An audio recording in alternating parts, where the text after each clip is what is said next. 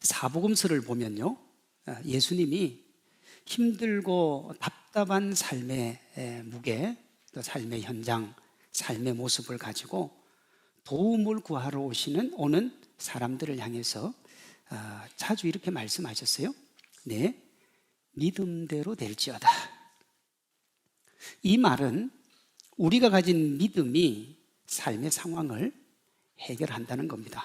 마가복음 9장 23절이 대표적인데요, 예수께서 이르시되 할 수 있거든이 무슨 말이냐? 믿는 자에게는 능히 하지 못할 일이 없느니라. 근데 이 말씀이 귀한데요, 할 수 있거든이 무슨 말이냐? 그 말은 하나님은 하지 못할 것이 아무것도 없으니까 의심하지 말고 하나님을 믿고 믿음으로 주님께 나와서 네 믿음으로 되는 역사를 경험하라는 겁니다. 실제 예수님이 이 말씀은 귀신 들린 아들을 고치고 싶었던 아버지가 예수님께 하실 수 있다면 나의 아들과 저를 불쌍히 여기셔서 고쳐주시옵소서 하는 요청에 대한 예수님의 대답이세요. 하나님은 능히 하지 못할 일이 없고 하나님은 우리에게 좋은 거 주시기 원하시니까 너희가 믿음으로 간구해서 내 능력을 맛보며 살라 하는 겁니다. 오늘 본문은 예수님의 전능하심과 우리의 믿음이 만나서 우리 삶의 문제가 어떻게 해결되는지를 실질적으로 보여주는 말씀입니다. 믿음 사용 설명서라 해도 무방한 본문이에요. 살펴봅니다. 먼저 믿음으로 해결하지 못할 문제는 하나도 없습니다. 물론 제가 앞에서도 말을 했습니다만 그 전제는 뭐냐? 우리를 위해 무엇이라도 해주시는 예수님의 사랑이 전제되어 있습니다. 우리의 믿음이 어떤 문제도 해결하지만 그 전제가 뭐라는 거예요? 하나님의 사랑이라는 거예요. 로마서 8장 32절입니다. 자기 아들을 아끼지 아니하시고 우리 모든 사람을 위하여 내어주시니가 어찌 그 아들과 함께 모든 것을 우리에게 주시지 않겠느냐. 우리에게 무엇이라도 주시는 하나님의 사랑을 자기 것으로 만드는 게 뭐라는 거예요? 믿음이라는 겁니다. 다시 마가복음 9장 23절이요. 할 수 있거든이 무슨 말이냐? 믿는 자에게는 능히 하지 못할 일이 없느니라. 본문의 혈루증 여인을 보면 믿음이 그녀 삶의 문제뿐만 아니라 영생의 문제까지 해결을 해요.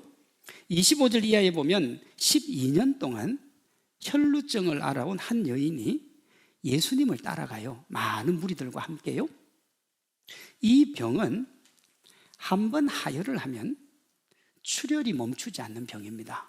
현대는 만성자궁 출혈이다 그렇게 얘기해요. 쉽게 얘기하면 월경이 지나도 피가 멈추지 않는 병, 이게 혈루병입니다.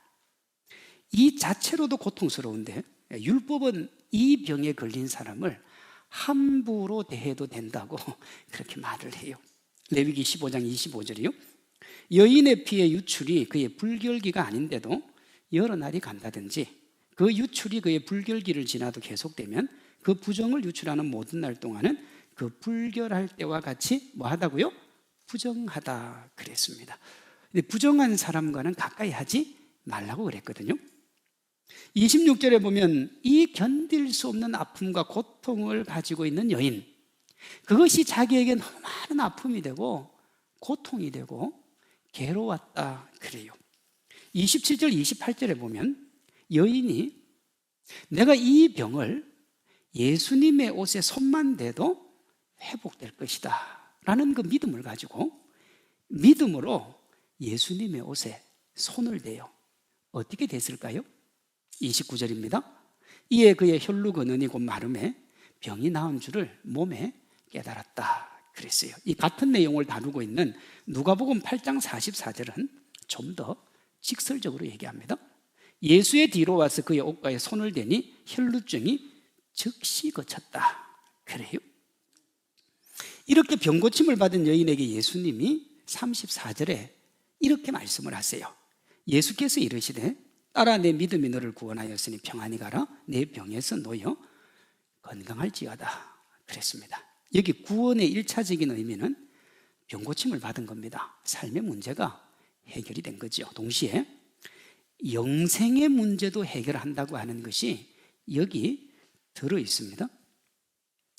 아까 제가 예를 들었던 레위기 15장, 이 병이 어떻게 와서 어떻게 대해라 라는 말이 있는 동시에 이 병이 고침을 받았을 때는 속죄의 규례로 하라 라는 말씀이 있어요. 15장 30절이요. 제사장은 그 한 마리는 속죄제로, 다른 한 마리는 번제로 드려 유출로 부정한 여인을 위하여 여호와 앞에 뭐 하라고요? 속죄하라 그랬습니다. 혈루증 여인이 고침받은 사건은 예수님을 믿고 예수님께 맡기면 삶의 문제뿐만 아니라 영생의 문제까지도 해결을 받는다 하는 걸 보여주는 거예요. 오늘 본문에 나오는 혈루병 여인은 참 연약한 여자입니다. 자신이 별것 아닌 것처럼 여겨지고 실제 세상도 그녀를 함부로 대했습니다. 정말 인생이 고단했던 사람. 오늘 이 시대를 살아가는 우리도 이럴 수 있잖아요. 내가 하는 일이 잘 되지 않고 나에게는 고통과 아픔이 있고 세상이 나를 함부로 대할 때, 그러면 우리가 어떻게 되느냐? 의기소침해지지요. 미래의 희망을 줬고 암울한 오늘에 국한된 즐거움으로 대체하며 살아가게 됩니다. 예전에 우리 어르신들은요, 우리 부모님 세대는 돈이 생기면 집을 장만하기 위해 아끼고 또 아끼고 절약하고 또 절약을 했습니다. 근데 요즘 젊은이들은 그렇게 안 합니다.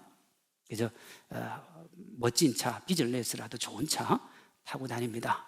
뭐 여러 가지 이유가 있겠지만 대표적인 게 뭐냐 그러면 이제 집을 못 사요. 아무리 돈을 벌어도 월급 가지고 집을 살 수가 없어요. 그러니 미래가 불안한 거예요. 이렇게 불안할 것 같으면 지금 내가 즐길 거는 즐기고 살아야 되겠다.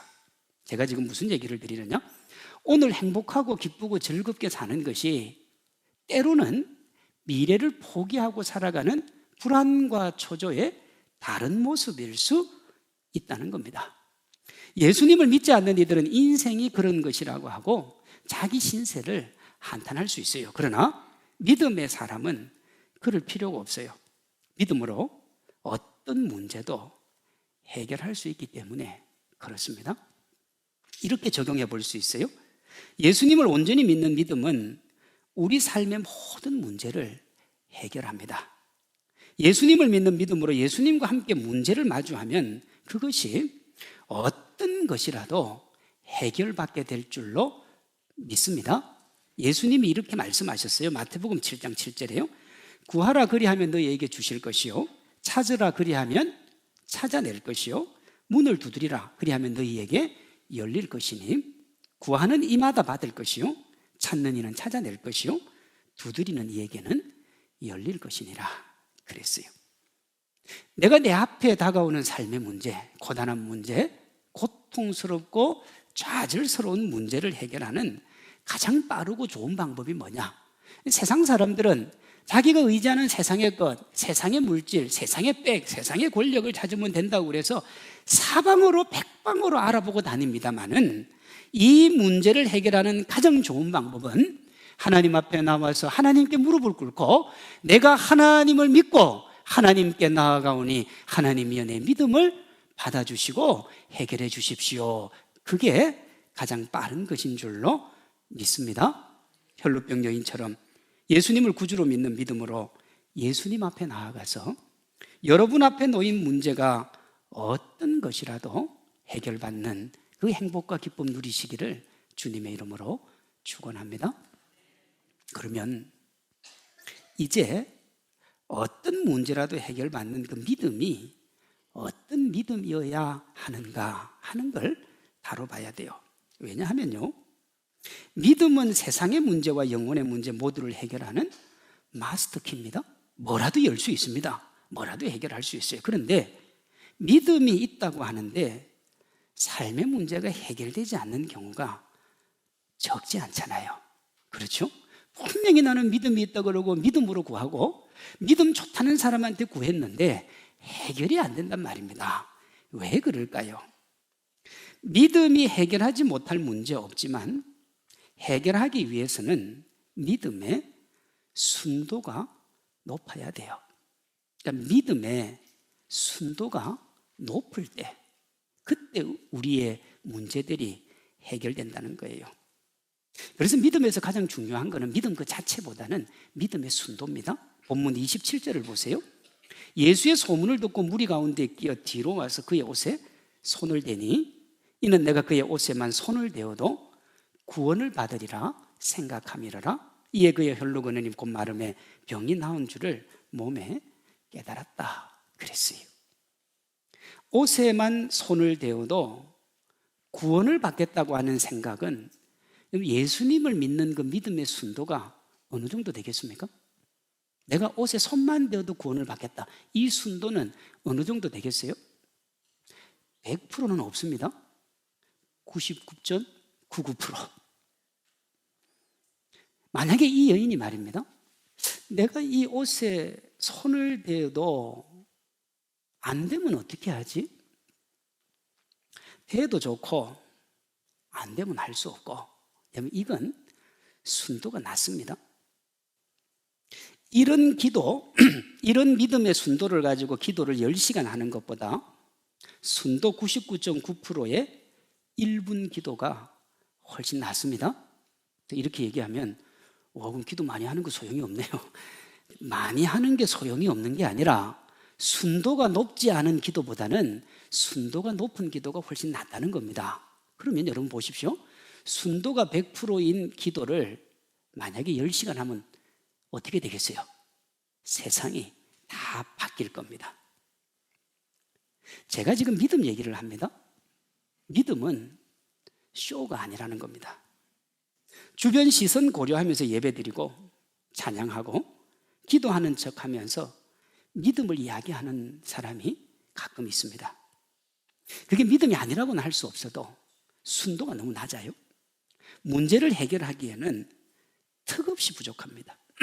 사복음서를 보면 예수님이 지속적으로 이런 바리새인들의 위선을 지적합니다.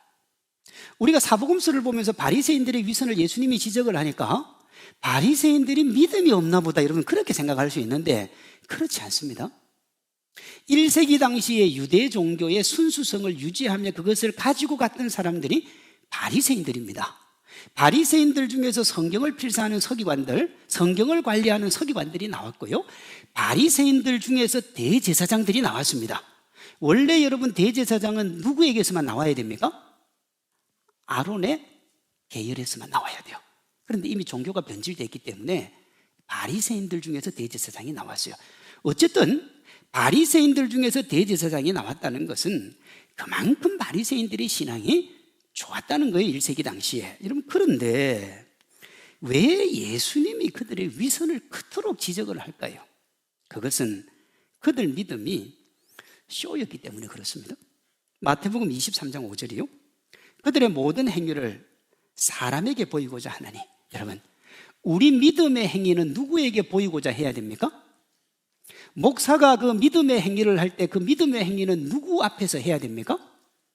여러분들이 신앙 행위를 하고 기도를 하고 찬양을 하고 예배를 하고 경배를 드리고 말씀을 들을 때 누구 보시기에 해야 됩니까? 하나님 보시기에 해야 되는 겁니다. 그런데 그들의 모든 행위를 사람에게 보이고자 하나니 곧 경문띠를 넓게 하며 옷수를 길게 하고 잔치의 윗자리와 해당의 높은 자리와 시장에서 문안받는 것과 사람에게 랍비라 칭함받는 것을 좋아하느니라. 하나님이 세운 사람들이 바리새인들입니다. 그분들은 지금으로 한 목회자들입니다. 그런데 이 목회자가 관심이 하나님에게 있는 게 아니고 누구에게 있다고요? 사람에게 있다고요. 그런데요, 사람한테 있는 것도 때로 고마울 때가 있어요. 왜냐하면 이 바리새인들은 그 믿음이 사람에게 있지도 않았어요. 해악을 끼치는 믿음. 마태복음 23장 13절입니다. 화잇을 진저 외식하는 서기관과 바리새인들이여, 너희는 천국 문을 사람들 앞에서 닫고 너희도 들어가지 않고 들어가려 하는 자도 들어가지 못하게 하는도다 그랬습니다. 오늘 여러분들이 말씀을 듣고 천국 백성 되고 하늘 백성 되기 위해 여기 앉았는데 제가 여러분들 천국 못 들어가게 엉뚱한 소리 하고 있다 이 말입니다. 요즘은 이렇게 하는 사람을 이단이라 그러는데 이때 당시에는 정통이었던 바리새인들이 했다는 거예요. 제가 지금 믿음의 순도 이야기를 하고 있습니다. 믿음이라고 다 같은 믿음 아니라는 거예요. 우리가 직면하는 문제 해결이 우리에게 달려 있는데 우리 믿음의 순도로 결정이 됩니다. 내가 하나님 앞에 기도했는데 목사님, 하나님께서 안 들어주시네요. 하나님이 능력이 없나 봐요. 그래서 저는 하나님 안 믿을래요. 착각입니다. 하나님이 능력이 없는 게 아니고 본인 믿음이 형편없는 거예요. 혈루증으로 대변되는 우리 삶에서 일어나는 문제, 죽음으로 대변되는 영생의 문제를 해결한 중심에는 순도 높은 믿음이 있습니다.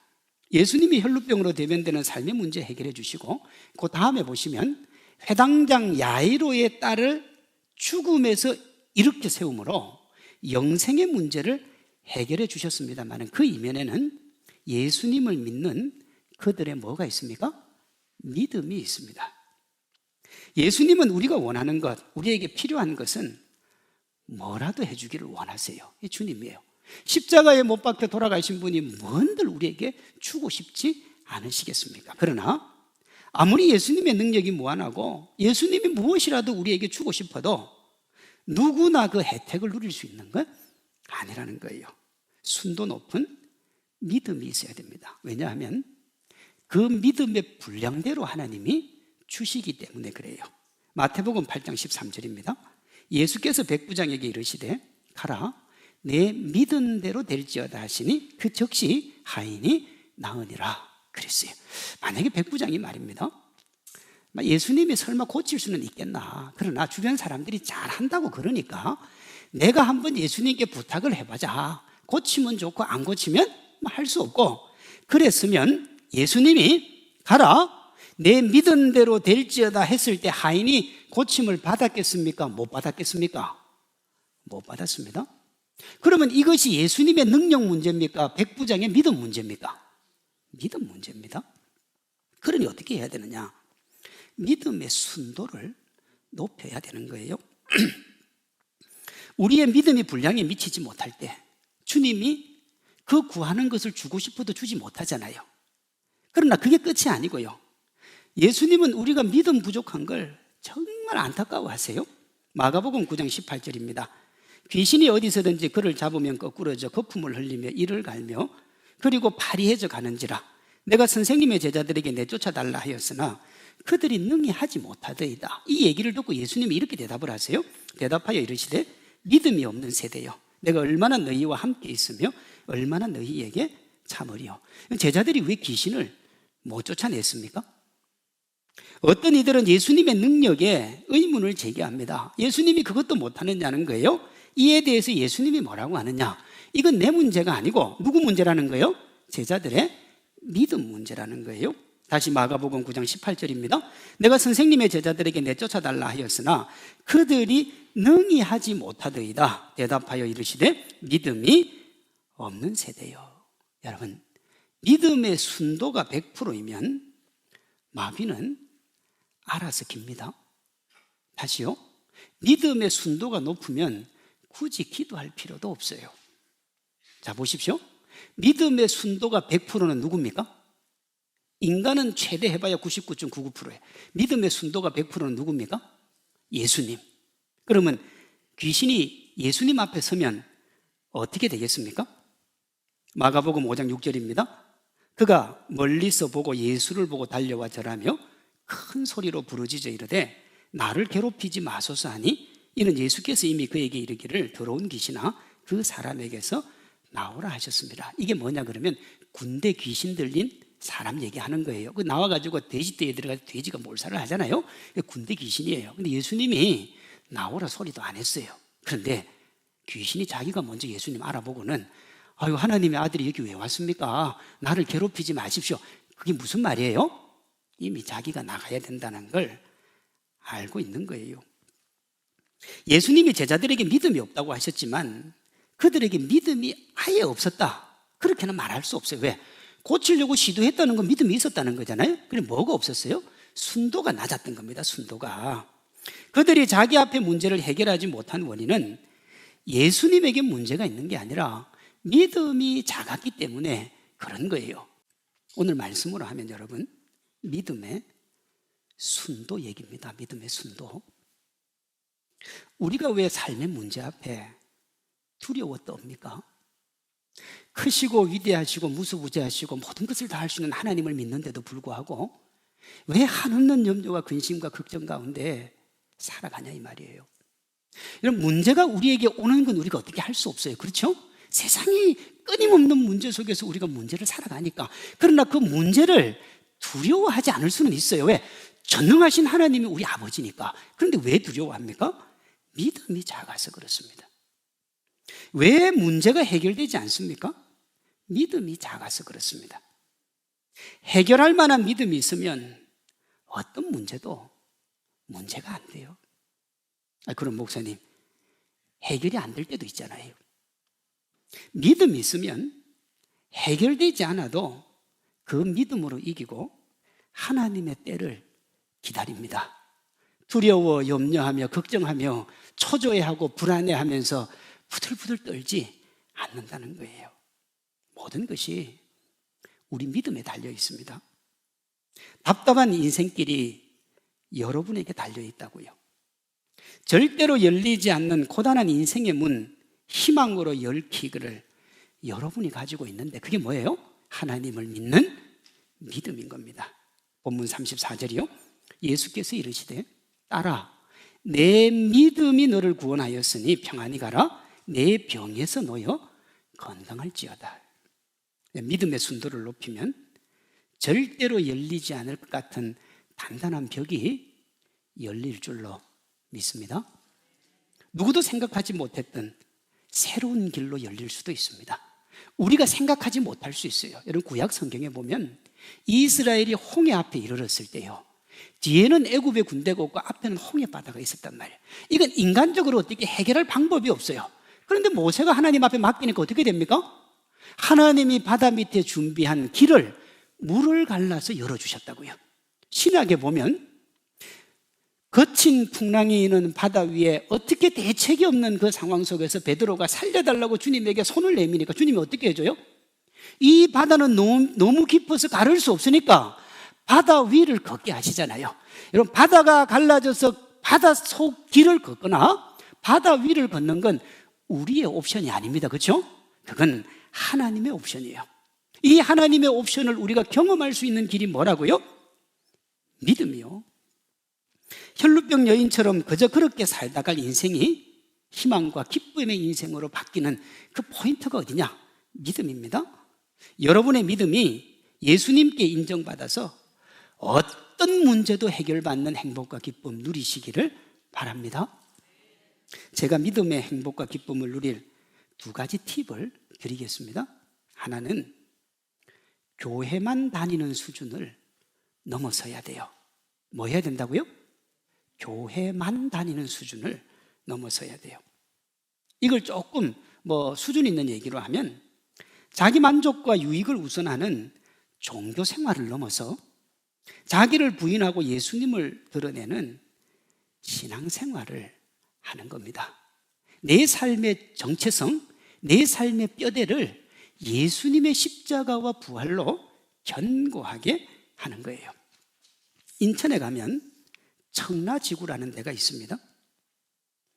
그 청라지구 아파트를 지을 때 아파트의 철근이 들어가야 될 양보다 반밖에 안 들어가서 시끌벅적했던 적이 있습니다. 그때부터 무슨 말이 나왔느냐? 순살 아파트라는 얘기가 나왔습니다. 순살 치킨에 빗대가지고 순살 아파트. 뭐가 없어요? 철근이 없어요. 아니 순살 치킨에는 뼈가 없고요, 순살 아파트에는 철근이 없는 거예요. 근데 이 아파트가 얼마나 화려했느냐 그러면 청라지구의 랜드마크라 그랬습니다. 그래서 청약률이 엄청났습니다. 여러분, 이 건물 언제 무너져도 이상하지 않은 건물입니다. 사람들이 모르니까 거기 살고 청약률이 높았던 거지 알면 아무도 거기 안 삽니다. 건물을 충분히 지탱할 철근이 없는 건물이 모래성에 불과한 것처럼 우리 신앙도 마찬가지입니다.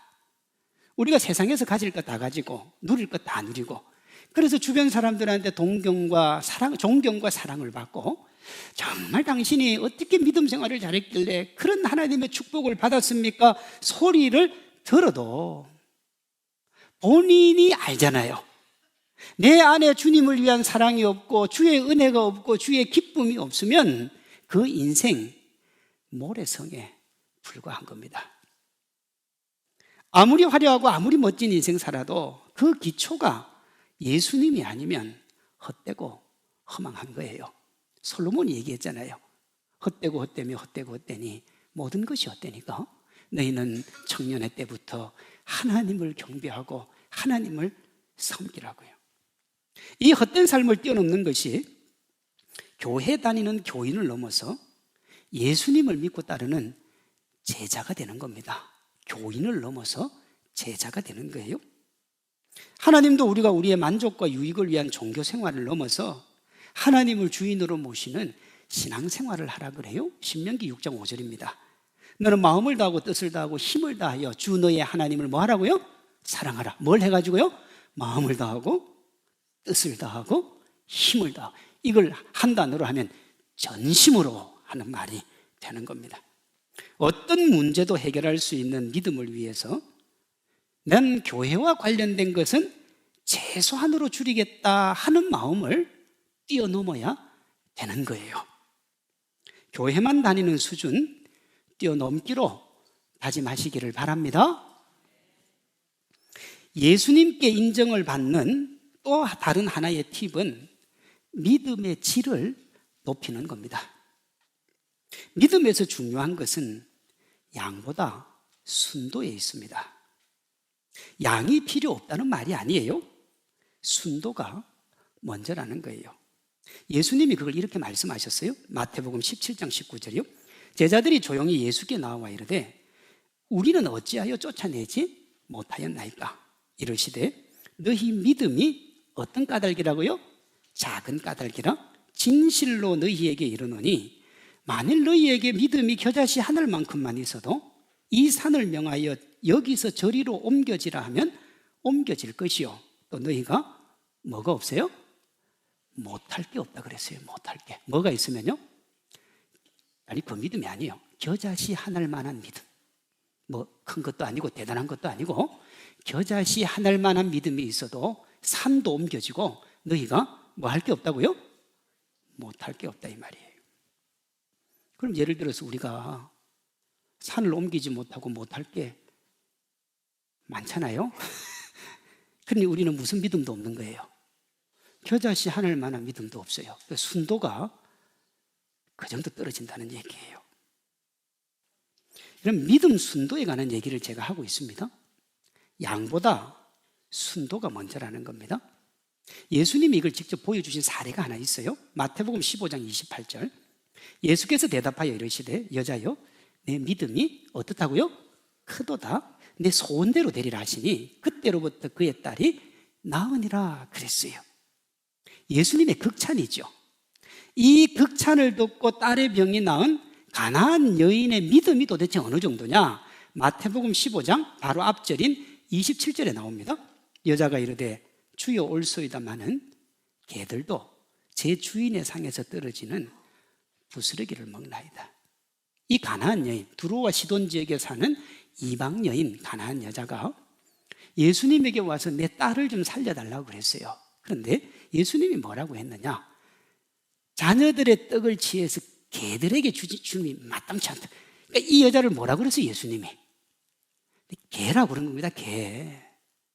여러분이 예를 들어서 뭔가를 제가 해결해 줄 것 같아서 저한테 와가지고 목사님 이거 좀 해결해 주는데 내가 이걸 개한테 주는 게 마땅치 않다 그러면 여러분 어떻게 하겠어요? 이런 개 같은 사람을 만나면 그럴 수도 있어요. 그럴 수 있습니다. 그런데 이 여인이 뭐라고 그랬느냐 그러면 개도 주인의 상에서 떨어지는 게 있으니까 혹시 그거라도 주면 내 딸이 살아나겠습니다. 이게 순도 높은 믿음입니다. 이걸 우리에게 적용하면 이래요. 혈류증 여인의 믿음을 나의 것으로 아멘해서 그렇게 받아들이면 나의 모든 문제가 해결받는 겁니다. 그런 믿음의 주인공들 되시기를 소망합니다. 여러분, 제가 굳이 가난한 여자를 예로 든 이유가 있지 않겠습니까? 신약 성경 사복음서에 보면 예수님이 내 믿음대로 될지라는 본문이 어마어마하게 많은데, 제가 굳이 이 가난한 여자를 예로 든 이유는 뭐냐 그러면 그녀가 이방인이었다는 겁니다. 평생 성경만 연구한 서기관, 하나님을 섬긴 사람들이 바리새인들입니다. 이분들은 다 모태신앙이고 성전에서 살았고 필사만 했고 지금으로 얘기하면 다 목사들입니다. 믿음의 양으로 치면 이 여자하고는 비교 자체가 불가한 겁니다. 예를 들어서 여기 한 70대신 성도님이 계시면 모태신앙으로 70년 동안 예수님을 믿은 겁니다. 그럼 일주일에 한 번만 교회 와도 1년에 50번이고 10년이면 500번이고 그렇죠? 그게 70년이면 3,500번 교회 온 겁니다. 그런데 이 여자는 예를 들면 한두 달 교회 온 초신자입니다. 아무리 열심히 와도 몇 번 옵니까? 60번밖에 못 옵니다. 3,500번과 60번이 비교가 안 되죠. 그런데 이 가나안 여인에 대해서는 극찬을 하시고, 바리새인들은 때마다 시마다 하나님이 야단을 치셨어요. 이 차이를 만든 게 뭡니까? 믿음의 순도입니다. 믿음의 순도요. 마가복음 15장 7절이요. 외식하는 자들아, 이 백성이 입술로는 나를 공경하되 마음은 내게서 멀다 그랬어요. 하나님 앞에 와가지고 예배드리면서 말로는 기가 막히게 하나님을 잘 묻는 것 같은데 마음속에는 뭐가 있다고요? 사람에게 인정받고자 하는 마음이 가득가득 차고 넘쳤다는 겁니다. 예수님을 믿고 그 믿음으로 기도를 하는데, 혈루증 여인과 가나안 여인에게 일어났던 믿음의 역사가 우리에게 왜 일어나지 않는가? 아주 드라이하고 아주 객관적으로 얘기하면 정말 속상하고 받아들이기 어려운 진단이지만 하나님 제대로 안 믿는 거예요. 우리 믿음의 순도에 문제가 있는 거예요. 혈루병 여인처럼 손만 대도 병이 낫겠다고 하는 이 이방인처럼 상에서 떨어지는 부스러기라도 충분하다는 그런 믿음의 순도가 우리에게 없는 거죠. 우리에게 필요한 것은 바리새인들의 위선이 아니라 이방 여인이 가지고 있었던 진실한 믿음이에요. 거룩의 모양이 아니라 거룩의 실제가 있어야 된다고요. 그러면 예수님이 마음을 움직여요. 제가 정말 나를 신뢰하고 의지하고 바라보니까 내가 저를 어떻게 해줄까? 여러분, 그렇게 예수님의 마음이 움직이면 우리가 어떤 문제 가지고 있어도 염려하거나 걱정할 일이 없어요. 왜 그렇죠? 그때부터는 그게 내 문제입니까? 예수님 문제입니까? 예수님 문제가 돼요. 그게 구약에 나오죠. 전쟁이 일어났는데 왕이 감당할 수 없어서 주여 내가 어떻게 못하겠사오니 하나님 책임져 주고 기도했잖아요. 그 주님이 뭐라고 그래요? 이 전쟁이 네 전쟁 아니고 내 전쟁이니까 너는 가만히 있어서 내가 어떻게 하는지를 지켜보라. 그렇게 말씀하시잖아요. 여러분, 말씀에 아멘하고 예수님께 맡기면 예수님이 우리 믿음에 감동하고 우리를 자랑하실 줄로 믿습니다. 그리고 우리에게는 이렇게 말씀하세요. 내 믿음대로 될지어다. 다시요. 내 믿음대로 될지어다. 목사님, 저 집사님은 되는데 나는 왜 안 돼요?